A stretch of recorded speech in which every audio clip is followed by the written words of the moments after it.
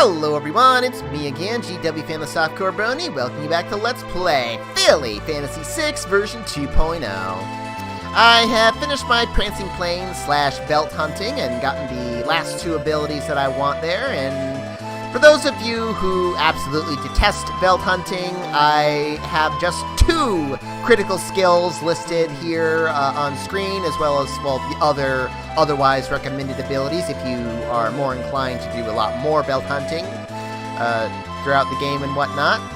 So, yeah, as you can see there, yeah, either Dark Behemoth or Magic Urn.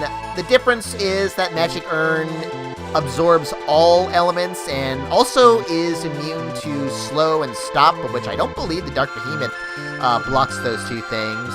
The only thing to concern yourself with in regards to the Magic Urn is the fact that it is immune to Vanish and more notably Image. So that could be a concern depending on what your strategies are against some of the bosses and whatnot. But yeah, otherwise, I also forgot to mention before that Erebus, the Wrath in the Fanatics Tower there, is the last of the 3 bosses in the game that you can find on the Prancing Plains. And yeah, he has that Dark Thunder or Thundaga or whatever the heck it's called, I forget, but yeah, it's just a superior version of the Gigabolt that the Aspic uses, so. Before I get to the relatively little preparation that I honestly need to do for the final dungeon there is one little matter I might as well get out of the way now. And it's the fact that I'm going to be bringing 12 characters with me, but I have 14 to choose from, so I have 2 that I'm going to leave behind. So the question is, who will they be? Well, interestingly, that actually changed a little bit over the course of the last 2 weeks as I rethought my strategies and reorganized the parties a little bit. And I'm actually going to be pulling 1 character in that I originally was going to leave behind. So the new answer, well, partially is the same, half the same. So, yeah, who am I going to be leaving behind? Well, I'll might as well go over that now, which is Apple Bloom is, of course, the first. None of you probably saw this coming, partly because I didn't use mod in version 1.0, and even though Apple Bloom is a little bit weaker and considerably less defensive than mod, I do actually find her to be overall more useful, just with the skills that she has available, although I'll go a little bit more over that in a moment, because the other character I was going to leave behind ended up being something of a toss-up for me, because originally I was going to leave Sweetie Belle behind, because I didn't think she had anything, well, particularly different or useful that I could really make, well, much use of, but it turned out at her test run, she's actually has one very unique thing that I actually did find a way to make work. You probably know what it is. So, believe it or not, I'm gonna leave Scootaloo behind. Shockingly enough. I mean, not that she's also at all useless. I mean, she is really dang good when she has the, well, when she uses the skills you want her to use, but since it's only a 50-50 chance, well, she can be kind of unreliable. Plus, for those of you who really didn't want to mess with, Prancing Plains, well, I'm not going to bring Scootaloo this time, although it's not like, again, either of them are useless. I actually considered bringing Apple Bloom in for a little bit, but yeah, I ultimately changed my mind, though if I were going to use them, I would do so as you see here. Apple Bloom, as you can see, I have with the Teamite Zapper, because crazy enough, weapons, or more specifically the Noise Blaster, is really good in the final dungeon, because there's some extremely dangerous monsters who are crippled by confusion. A lot of monsters that are crippled by it, as well as instant death for that matter, so to a lesser extent, the Air Anchor is also quite useful. And yeah, Hero Ring, it really could just go with the Bracer Ring, because Flash, the weapon, is not going to be very effective, like in the slightest. Especially with Apple Bloom, but I'm going to be using it anyway. Or I might as well have that there for whatever, because Yeah, weapons is actually so useful that even Trixie is going to be utilizing it in the final dungeon there. And plus there's actually even some mildly interesting things you can steal with Apple Bloom as well, though they won't be useful by then, but yes, Apple Bloom could even counterattack before she gets her confusion off and all that with the Crusader Claw, so that's also kind of nice. So yeah, if you want to use Apple Bloom, I would utilize her this way, with the Gaia Chef on a Permafrog giving her extra HP. As for Scootaloo, as you can see, I have her dual wielding with the Thunderbolts. It's a very safe weapon to use because it is the go-to weakness in the final dungeon, for one thing. And for another, as far as I'm aware, there's only one random encounter monster that absorbs lightning. So as long as Scoot hits Cleave, she can do 2 hits of 9,999 pretty easily in there. So otherwise, I was originally going to have her with the Pegasus Ring, but having Scoot dual wielding in the front row with no shield and all that, she was dying a lot, so I switched to the Adamant Belt, which makes her at least a little bit more durable. She needs an extra HP bad. I mean, I suppose to be extra safe, I could give her 2 Thunderbolts, since that would make her extra evasive, and then the Pegasus Ring also, and I could also put her in the back that way, but I don't think she could quite hit 9,999 with both hits without that little extra 25% boost from the Crusader Dirk, so I think I'd rather just go this way. But all the same, yeah, I've also got Celestia and Pinky in the party, because they're going to be essential for getting the last couple things that I want while I'm here. I don't have Celestia equipped with anything, because I need her for some purchasing just a little bit while I'm around there. Let's see, I think I can buy it up there, but I'm going to go down here all the same, because I have a ton of money, as you may have noticed. And there's some things that I want to buy, including some that I didn't buy in version 1.0. Get out of the way. One last time. Yeah, Flame Saber, Ice Sword, Thunderblade, these are all very useful. I didn't realize I still had a lot of leftover Flame Sabers, but I don't need... Well, yeah, I'll need a couple of those. Yeah, a few of those. That should be good for those. Ice Swords, I also don't need a ton of, but I'll go with about 15 there. Thunder Blades are a lot more useful in the final dungeon, so I'll take about 20 of those. I still got a ton of... Oh, added 1 extra, but whatever. Yeah, so I got a lot of extras there. I also have some other things I want to buy, though, this time around that, yeah, I did not last in version 1.0. Let's see, notably, some things from over here. I gotta try to remember where one of the things I want to buy is. I think I can find them here, right? I can't find the Tidal Dagger here. Can't? Yeah, good. Tidal Dagger. I'm gonna need at least a couple more of these. Let's get like 10 of those for, well, one of the phases in the final boss battle there has a weakness to water, because there is actually a lot of the monsters that are weak to lightning are also weak to water, but yeah, I might as well take the less expensive Thunderblade there then. So see, anyway, the other thing I want to buy is actually I'm going to go back to Canterlot there, or not Canterlot, to Ponyville up here, which is the actual reason I have Celestia with me. Because I want to go ahead and buy Bioblades, of all things, because there is going to be a form in the final battle there that's also weak to poison. Plus, there's also quite a few monsters in the final dungeon that are weak to poison as well, so I'm actually going to pull a whole bunch of those. Okay, fine, let's make it a more even number. And I still have tons of money. I technically could buy these as well, because there's a couple things that are weak to wind, but I'm not really concerned about that. With the way things are going. So yeah, this is all throwing stuff for Fluttershy. And otherwise, I guess I might as well stock back up on some other healing items. Unfortunately, I can't find any of the more expensive healing items either here or in Canterlot. Other than the apple fritters, anyway, but that's not really huge. So you got 8 of those. I don't really think I need much else, honestly. I basically have everything else that I need. Blah, blah, blah. Sure.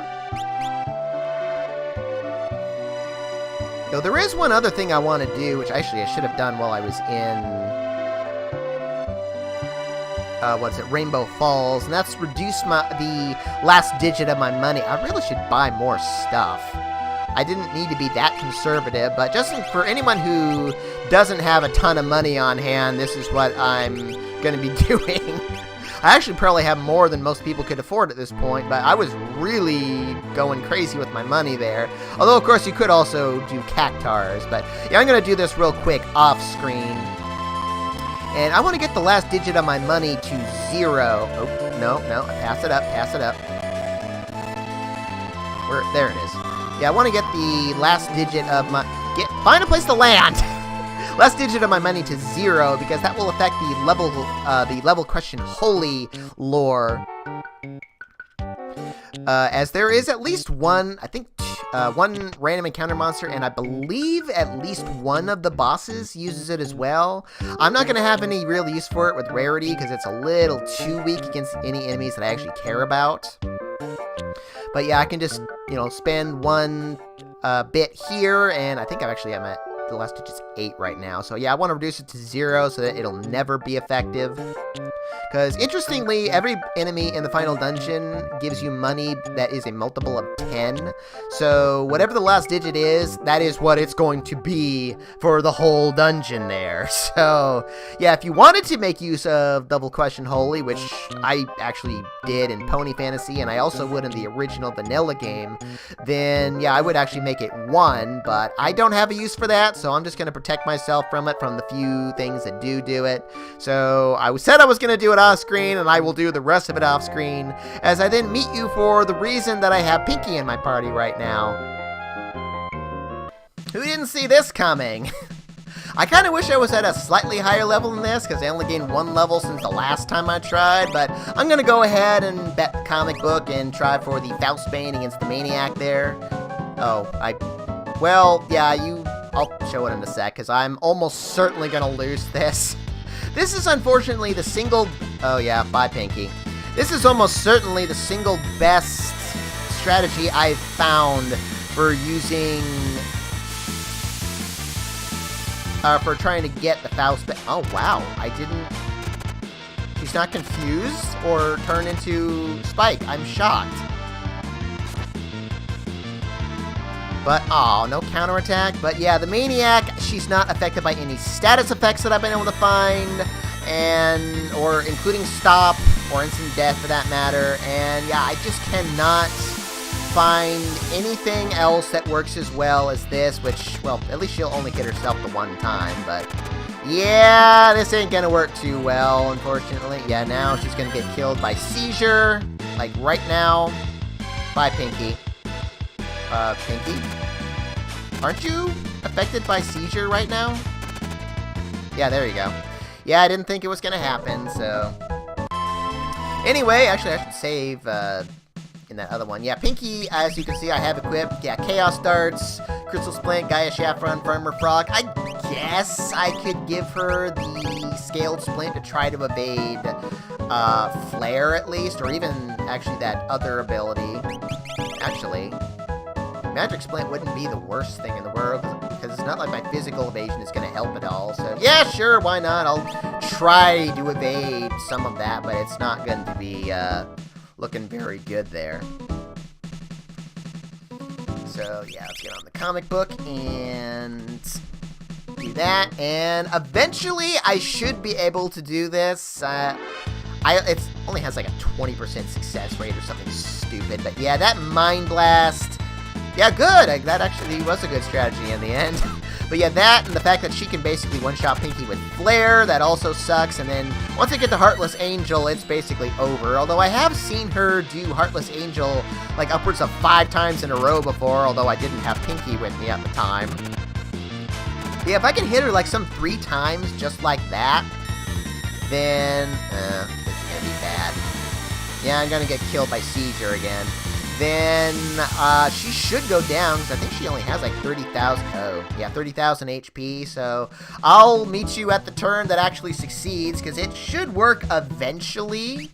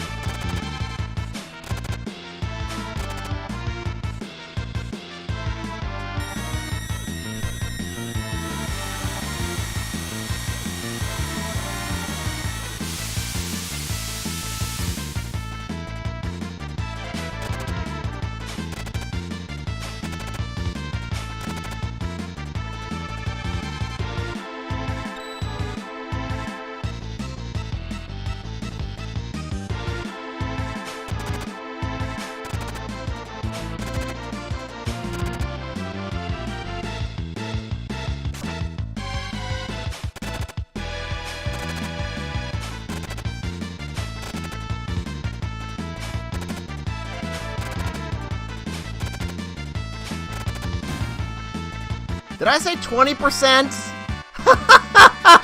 Oh, she's poisoned and... Wow. Yeah, that was... What was that? Like 25 tries? Oh my gosh. Okay, and for our efforts... Oh, wow. Blind. Good thing she can't miss when she has Boulder and Poison. Good job, Pinky. Good job. For... the harsh efforts, we get the Faustbane, which...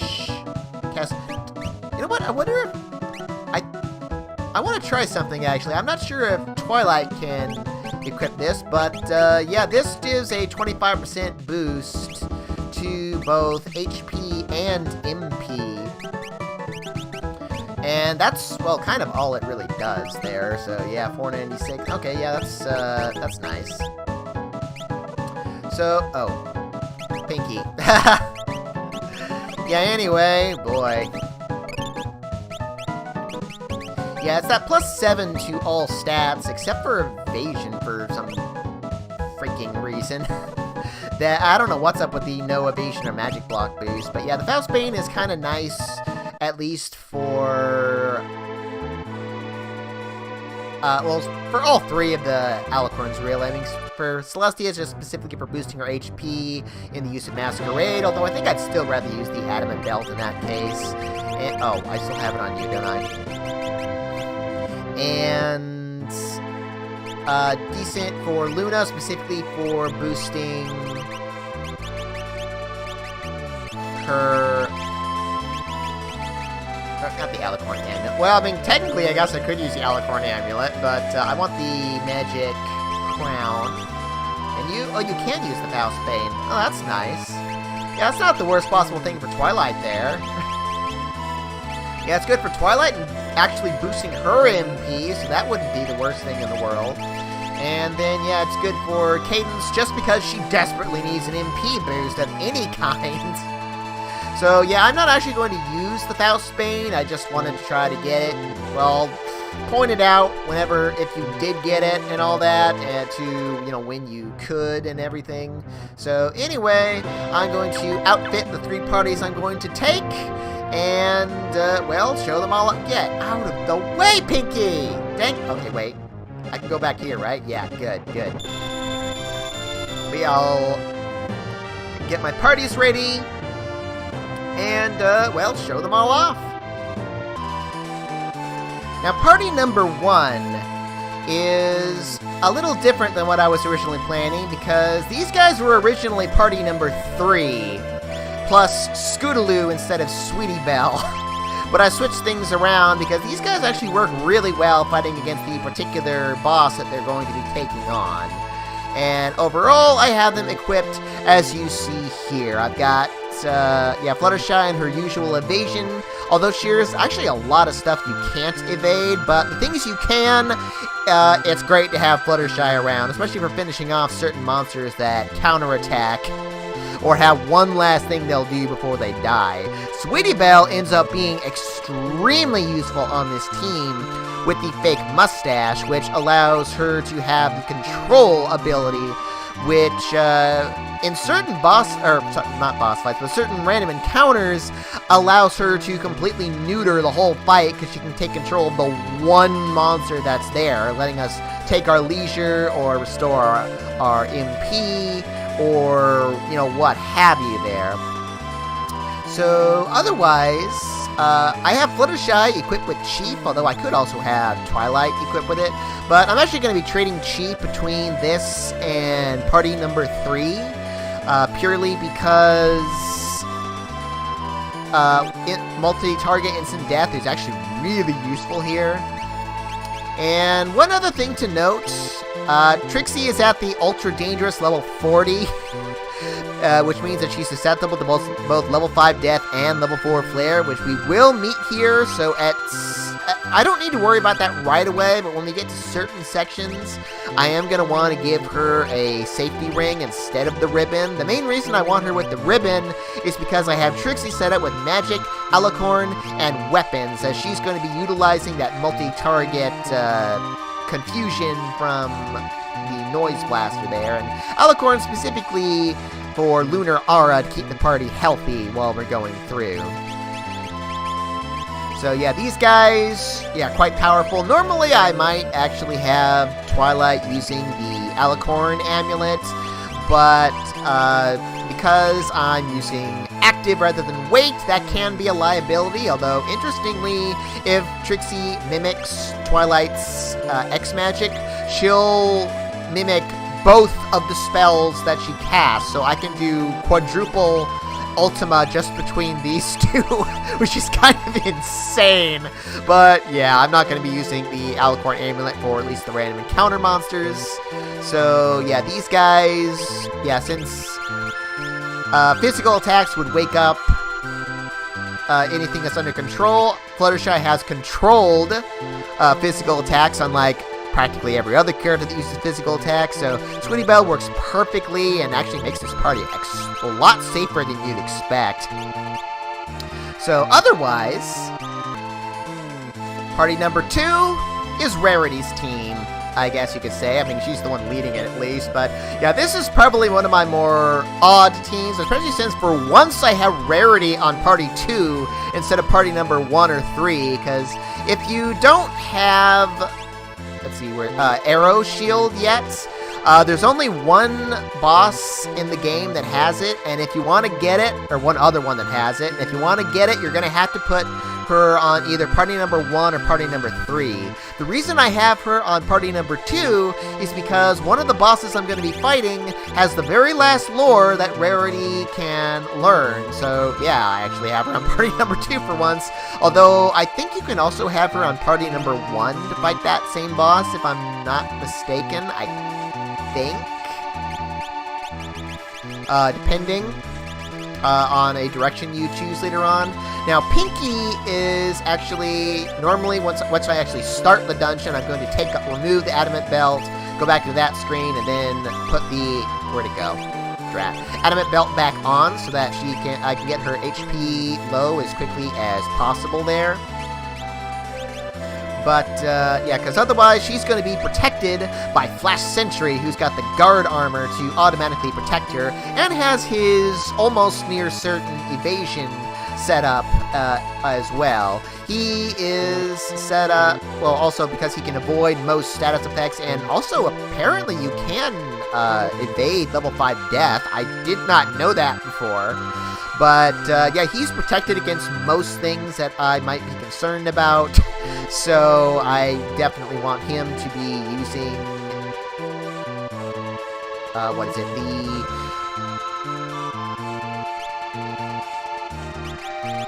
weapons for Noise Blaster there, and Cadance is here almost strictly just to heal. You can see I have her with the Crystal Sword, yeah, specifically for healing. Yeah, even though Flash is on the team. If anyone is low on HP, Flash will guard them even if Cadance tries to hit them with the Crystal Sword. So you will have to hit them with magic instead. And as you can see, I also have Cadance with the Crystal Heart. so that she's immune to, well, as many elements as possible. We don't really run into Fire, Ice, and Lightning too often, but they do happen here and there, so it is nice to have them. And yeah, Pinky and Rarity are going to be the brunt of the offense. If I was going to use the Faustbane, I don't think I would use it on Cadence, at least not right here, because I do like to use her mostly for the healing there. And also, give either Rarity or Cadence Chief. Yeah, that's what I'm going to be trading for, because you are going to want that multi-target instant death for certain battles there. So, otherwise, going on to party number 3. In a certain sense, I guess you could call this the Earth Pony team, because of the way I potentially could have it set up. Now, remember, with Celestia, like I said, I'm having her equipped with Spike. Legacy would be better, but because it's so stupidly powerful, and I could actually one-shot some of the enemies in the final dungeon, I'm actually going to ban it against random encounter monsters and only use it against bosses, so I'll be using Spike for the dungeon itself, which, well, is a little bit less expensive, but not too different there. And I also have Princess Luna set up with Parasol, because she's going to be my multi-target, confusion character, as it were. Plus, the seizure actually works on most monsters anyway. Now, this party is not fully equipped yet. Those blank spots on Celestia and Luna's relics, I'm going to have both of them with ribbons, although if you don't have 4 ribbons yet, because I did have to trade in a hero ring for my 4th one there, then give the ribbon to Luna, and Celestia, well, give her whatever else you might care to give her there. As you can see, Celestia actually has a Flame Splint rather than a Crystal Splint. Besides the fact that I don't have enough Crystal Splints to go around since I put Sweetie Belle back in the party, I decided I wanted that Flame Splint there because it makes her immune to Fire, Ice, and also Lightning between that and the Ether Veil. And the Royal Regalia protects her from the water weakness that the Flame Splint would otherwise have. So AJ has protection with the Memento Ring there, and you might have seen the Memento Ring on Twilight before as well. I don't necessarily need that. There's actually only one monster that even, I think only one monster that even has the Death spell. It's more so level 5 Death that I am unfortunately going to have to worry about a lot, because everyone is almost at level 40 there, and yeah, Luna's going to level up like right now, unfortunately. So yeah, they're all going to level up pretty quickly there. So yeah, I will have to worry about that eventually. I don't need to put Chief on this party because AJ has her level 8 sword tech with the Zantetsuken or Zantetsken or however you pronounce that. So yeah, these are the only 2 things she's really ever going to need to use. This is the heavy offense party for the most part, because Dash, equipped with the Sturdy Shoe and the Typhoon Pike, can do massive damage with multi-dives there. And oddly enough, yeah, as you can see there, yeah, I have Dash with the Magic Saddle and the Uranus Helm, which is different from what I was originally going to do, because I was originally going to have her with the Rainbow Band and the Gala Dress to kind of boost her power a little bit, but she was, whenever she was on the ground, she was always risking getting taken out by magic. So oddly enough, the Magic Saddle actually works pretty well. And having the Uranus Helm, her evasion is high enough to where she can evade most physical attacks anyway, at least often enough that I need it for how little she's on the ground. So this way she's protected from both physical and magical to a certain extent, since she doesn't have a shield, because yeah, otherwise, if I was going to have Apple Bloom on the team, it would be on this, my Earth Pony team here, instead of Rainbow Dash, because Rainbow Dash is really effective throughout the whole dungeon, except against the 3 penultimate bosses who have really high physical defense. So she there's not a whole lot she can really do at all against the 3 of them for the most part there. So yeah, that's the only downside to Dash. Unfortunately, I would, with the way things are set up, I actually have all these high HP characters that are going to be taking on the most troublesome of the 3 penultimate bosses, new to version 2.0, because it was a different one that was troublesome in 1.0. But, yeah, we'll see how, you'll see how these 3 parties work next time, going into the final dungeon, finally, on Let's Play Philly Fantasy VI version 2.0. Arrivederci!